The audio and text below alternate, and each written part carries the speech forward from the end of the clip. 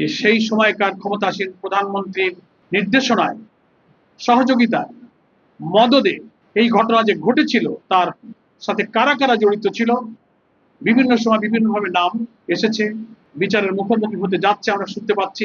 এই ঘটনার সাথে কোন দেশের কিরকম পরিকল্পনা, কারা কারা যুক্ত ছিলেন, এগুলো একেবারেই পরিষ্কার করে জাতির সামনে তুলে ধরা প্রয়োজন। সেই সময়কার ভিডিওগুলো, ছবিগুলো, কিভাবে সেনা অফিসাররা চিৎকার দিচ্ছেন, আহাজারি করছেন। প্রধানমন্ত্রী এই হত্যাকাণ্ডের পর পর সেনা অফিসারদের নিয়ে যে মিটিং করেছিলেন, সেখানে তদানীন্তন প্রধানমন্ত্রীর বক্তব্য চলাকালে সেনা অফিসারদের যে কি আহাজারি, কি কান্না, যে কেন সাথে সাথে এত অনুরোধ করার পরও এই হত্যাকাণ্ডের বিরুদ্ধে সেনাবাহিনীকে অ্যাকশন নিতে, তাৎক্ষণিক সেখানে ব্যবস্থা নিতে দেওয়া হয়নি, কেন বিলম্ব করা হলো। সমস্ত জীবনগুলো শেষ হওয়ার পর লোক দেখানো ব্যবস্থা নিয়ে জাতির সামনে কেন নাটক করা হলো, এ নিয়ে সাবেক প্রধানমন্ত্রীর সামনে সেই সেনা কর্মকর্তাদের যে আহাজারি এবং কান্না, সে ভিডিও কিন্তু এখনো জাতির সামনে ভাসছে।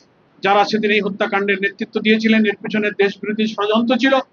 এটা যদি আজকে উন্মোচিত না হয়, তো এই দেশকে নিয়ে আবার কেউ, কোনো দল, কোনো সংস্থা, কোনো শক্তি যে আর ষড়যন্ত্র করবে না, তার তো কোনো নিশ্চয়তা।